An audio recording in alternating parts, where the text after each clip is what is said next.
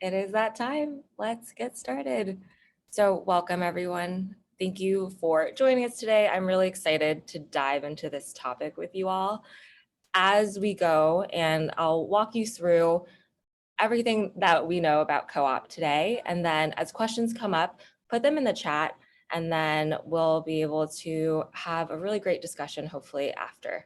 So, without further ado, hi everybody. For those of you who don't know me, I'm Caroline. I lead agent success at Fair Street.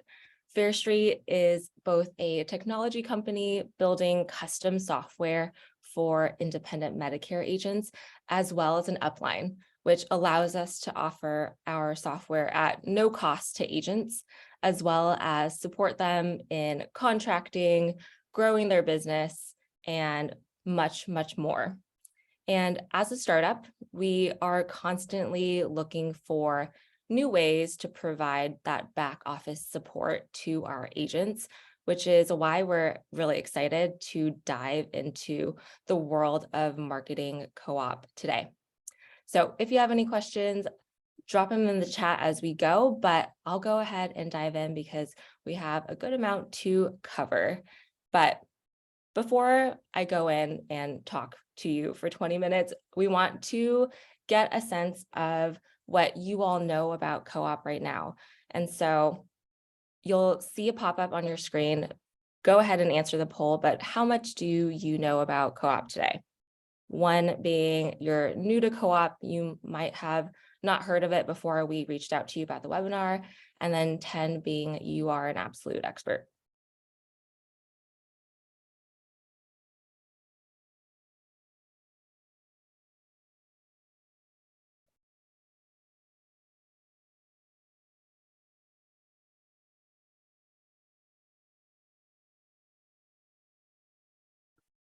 All right, 10 more seconds.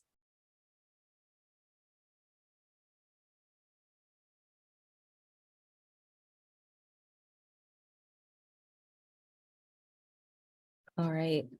Okay, so it seems like we have folks across the spectrum of co-op, and so hopefully everyone learns maybe something new, or if you have any insights that you want to share, if you're an expert on co-op at the end of this, we would love to also hear from you. All right.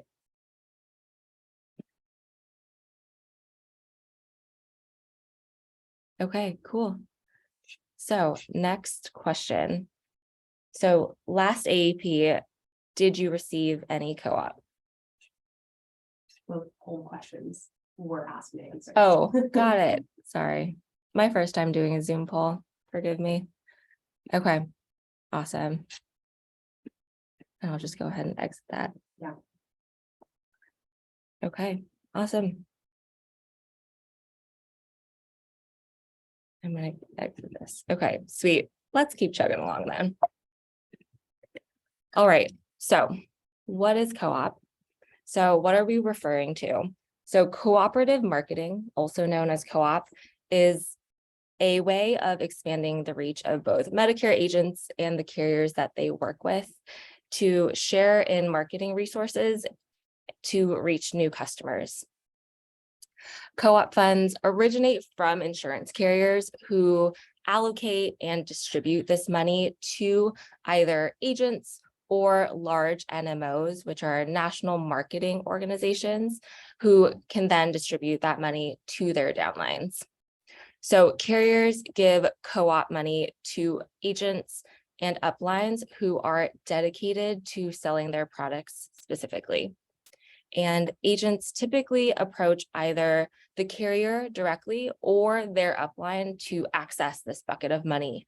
And we found that agents typically receive the most help from carriers directly. And so that's what we wanted to focus on today. So even more specifically, co-op comes in the form of either cash or other incentives that agents can use towards their Medicare-related marketing activities. And we'll dive into that full list and spectrum of things that you can spend that money on a little later on. And the reason that we felt like co-op was such an important conversation to be had is that we found that agents are likely leaving a really significant amount of money on the table. So based off of our 2023 AEP benchmark survey, where we polled really experienced Medicare agents, we found that agents were doing on average about 70 new enrollments during AEP, which means that they likely qualified for upwards of $7,000 for that period alone.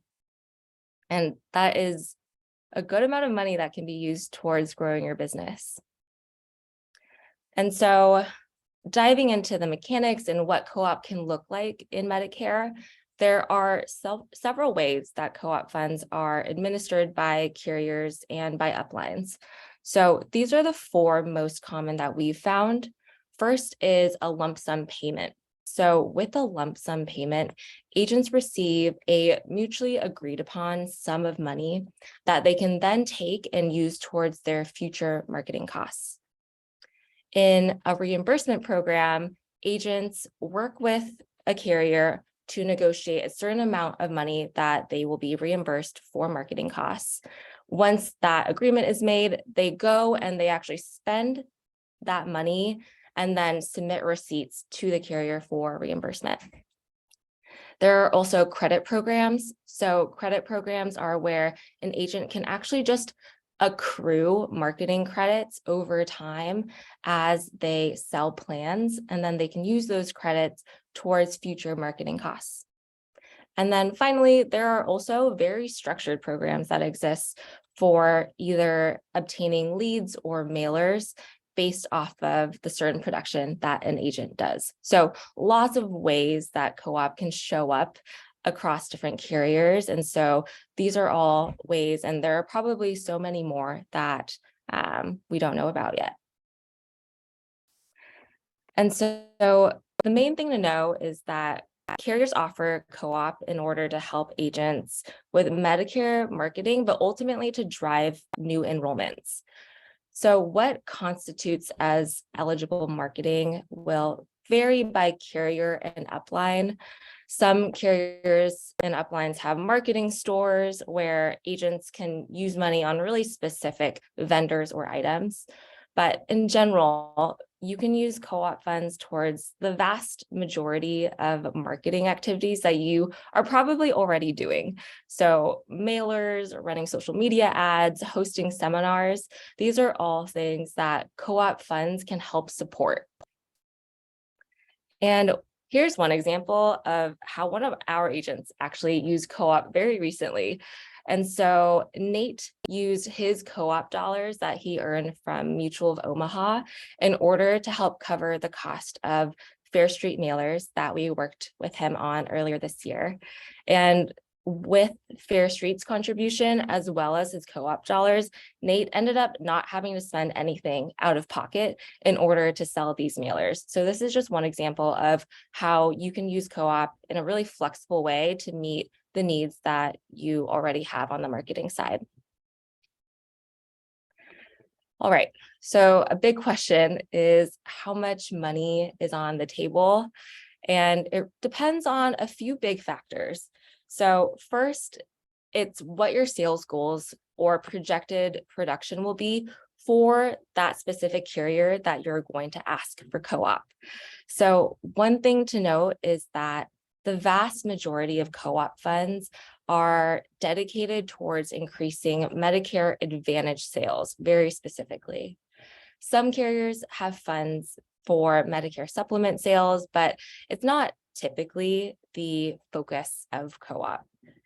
Second, another factor is how many plans you've actually sold with that carrier in the past, and that will really influence whether you're able to first have that conversation about co-op and then how much they're willing to give you per enrollment. Third, your contract level with that carrier will also be a factor in how much money you'll receive. And then finally, the location that you plan on targeting with your marketing also really matters. A thing to note is that carriers might have really specific territories that they are aiming to expand in either 2023 or the next AEP. And those territories will typically have larger budgets. And so this is really important information that you can get from talking to your carrier rep, which we'll get into a little later. And from our research, we have found that co-op usually starts at about $100 per Medicare Advantage enrollment. And this is kind of the baseline, and it goes up from there. So as you become either more experienced or you sell more plans with a specific carrier, that rate can increase to 125, 150, 200 even. And so it really is up and up. And I wanted to show you some really tangible examples of co-op programs. So here are three, and these are for agents mainly in the Bay Area. And so for folks in the Bay Area, Aetna co-op ranges from $100 to $150 per Medicare Advantage enrollment. And Aetna works on a reimbursement model, which means that you'll get approved for a certain dollar amount. You'll go spend your own money on marketing, and then you'll submit receipts for reimbursement. In contrast, agents automatically accrue marketing credits when they sell Mutual of Omaha MedSup plans, and they can then use those credits, like we saw with Nate, to reimburse marketing costs, or you can spend that money at Mutual of Omaha's marketing store, where agents can use those credits to buy co-branded marketing materials. We've heard of agents buying even golf balls through Mutual of Omaha.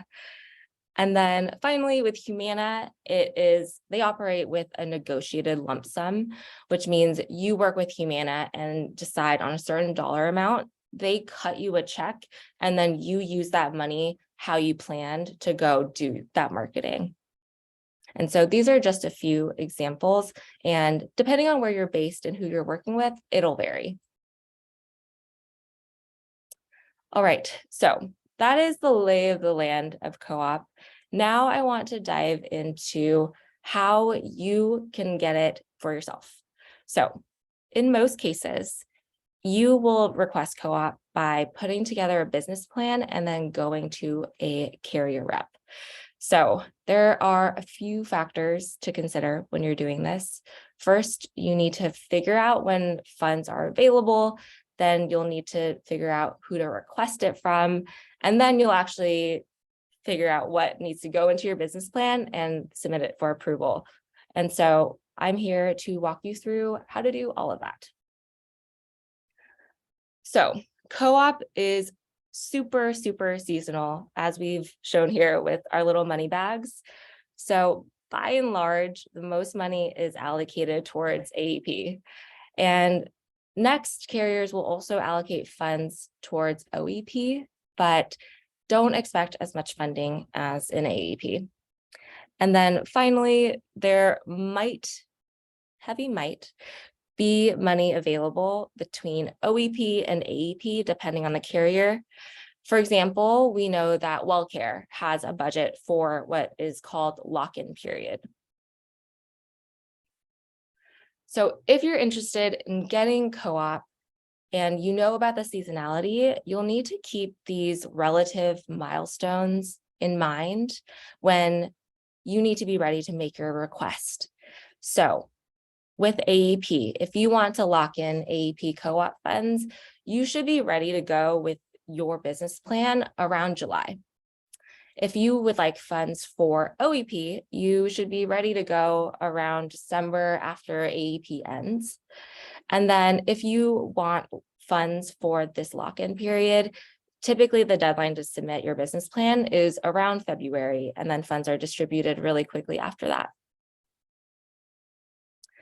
So here's an example of how you should be thinking about getting co-op and what the milestones are to prepare. So this is an example of how to get Aetna co-op for AEP. And so take note that agents are probably already thinking about business plans in May. Then they're getting those business plans to their reps in July. And then budgets are pretty much locked in and money is allocated in August. And by September, if you got co-op, you're running with it. So you're setting up all of your marketing, you're spending that money, and then you're also getting your receipts together in September and then submitting them to your rep.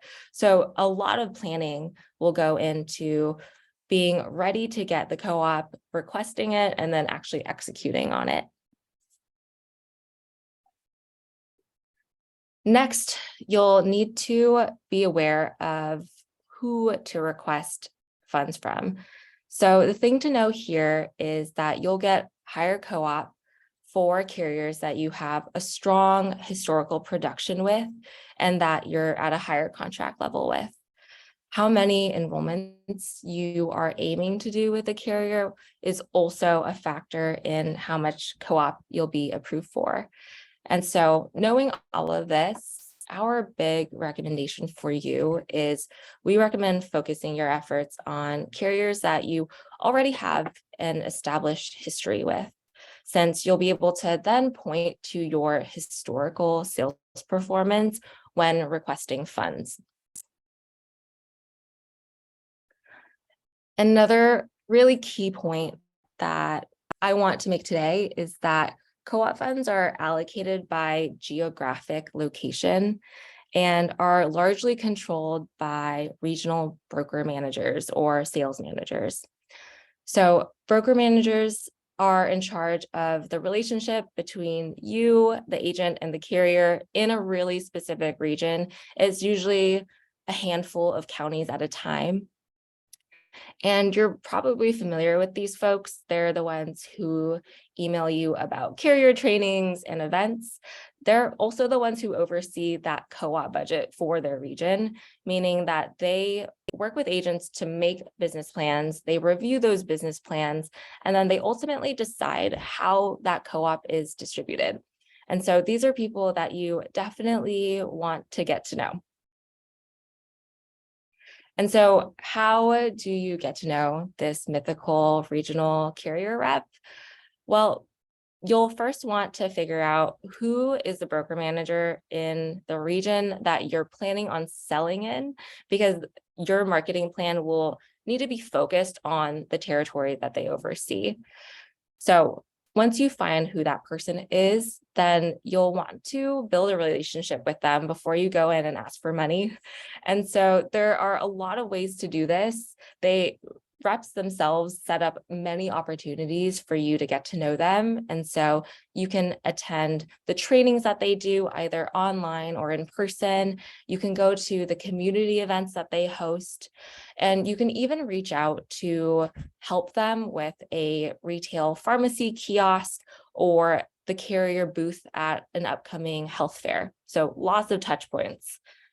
And then before you actually reach out about co-op specifically, it's really good to touch base with them and make sure that first funds are available, and then understanding when the rep needs your business plan so that you can be timely and get information to them before all of the money has been allocated and set in stone. Once you've done all that, you are ready to put together your business plan. So creating a business plan, it sounds really complicated in that it would be some elaborate presentation, but you really need to just keep in mind that you need these four main things. And so first, you need to decide on what your commitment is to that carrier. So how many plans you're planning to sell for whatever time period you're asking for co-op in. And then this is important because that number is your North Star, and you'll pretty much be basing your entire marketing plan based off of that enrollment goal. And so some things to keep in mind when setting a goal is that it should be realistic and achievable. You can always ask for more money later. And so definitely base it off of what you realistically think you can hit. You're also going to want to really describe who you're going to target with your marketing. And it's helpful to be explicit here. So down to the zip codes, if you can, of the people that you are going to target with your marketing efforts. And we recommend going to this level of detail because carriers are thinking about the territories that they might want to expand in. And so if you happen to list that you're going to target one of those territories, mentioning it can help you get approved. Carrier reps also want to hear really specifically how you plan on reaching your audience. So in your plan, you should have already decided what channels you're going to use in order to reach new customers. And if you can, you should also be including some sort of idea of what your conversion rate will be for those marketing channels that you're going to leverage. And then finally, and this is also really important, you'll want to be explicit in the list of expenses that you are going to need for your marketing efforts, and then the estimated cost for each expense. And so you'll want to list out what you're spending the money on, how much everything will cost, and at the end, a lump sum of how much you think you'll need in order to be successful in your marketing plan. Here's an example. So like I said, business plans do not need to be really fancy or complicated. As long as the information is all in there and it's clear and it's thought out, you can send an email to your rep, and that is your business plan. So notice how we lead with your sales commitment, and then we contextualize that goal of 30 by calling back what we have hit in the past. And so next, we move into the really specific counties, like I had mentioned, that we want to target with our marketing. And we also included an estimated conversion rate based off of our past experience with mailers. If you want to try a new marketing tactic during AEP, for example, we definitely encourage you to experiment beforehand so that you can get a sense of what your possible success rate will be for that specific marketing tactic. So this is short and sweet. If you have other things, so maybe you want to do mailers, but you also want to do a seminar, and then you also are thinking of running some social media ads, then you'll just list all of those additional channels as additional paragraphs in your business plan. Okay, so I know I've just walked through about 20 slides of things that you need to know in order to get co-op. The good news is that your upline can and should help you. You should ask your upline for what resources they have to support you in obtaining this co-op. And I know that there are a lot of Fair Street agents here today, so please reach out to me if you would like a business plan template or help connecting with carrier reps. And as we mentioned earlier, we support agents in testing out new marketing channels like mailers. And so we would love to also work with you to get the most out of your co-op funds. And that is all I have for you. And so we can jump into Q&A. I see we have one from Shelly. So Shelly, if you're comfortable, you can take it off mute, you can ask your question.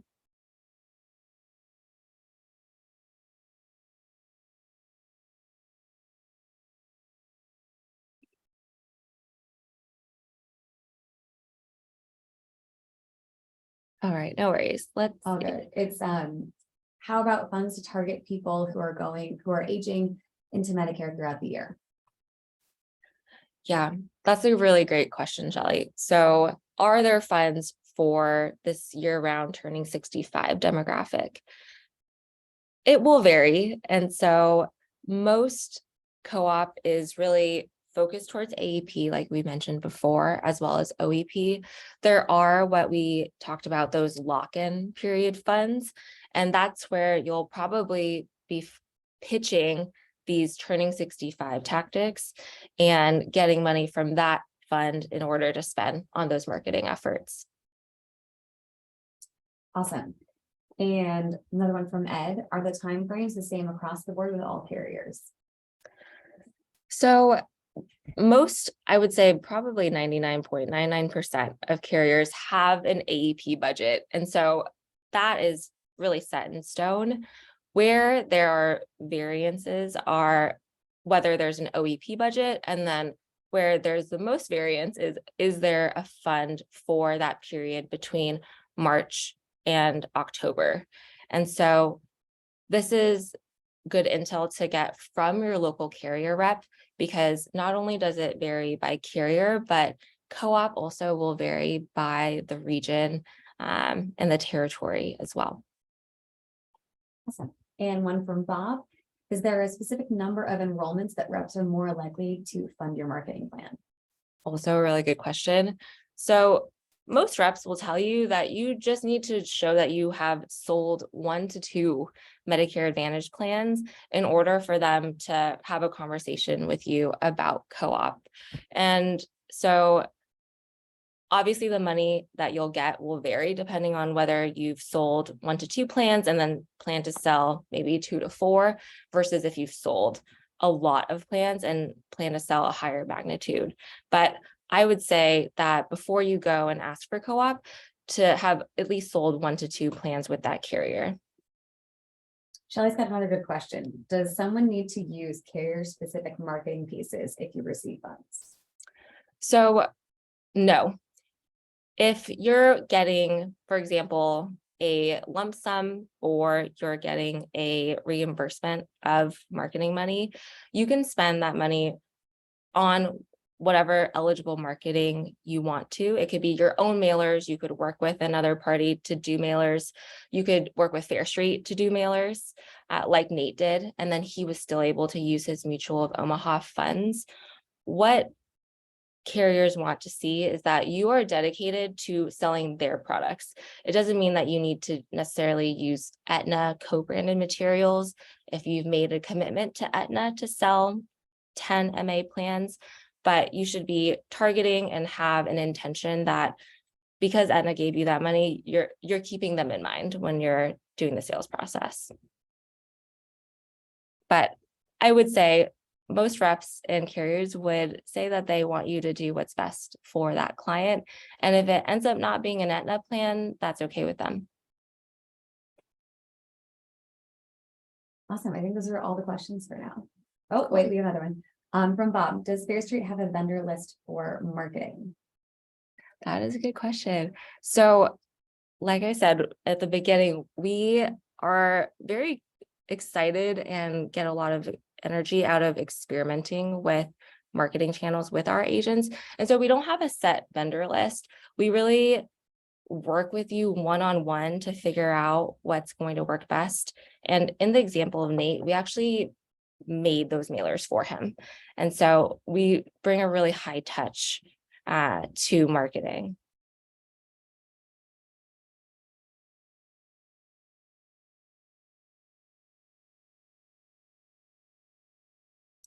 Any other questions? Okay, yay, Shelley, I'm glad you like that too. Sweet. We definitely have fun working with our agents.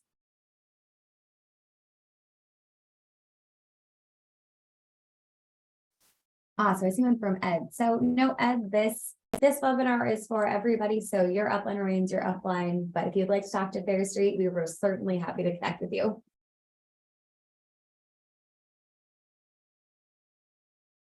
Any other questions about co-op or anything else Caroline's presented on?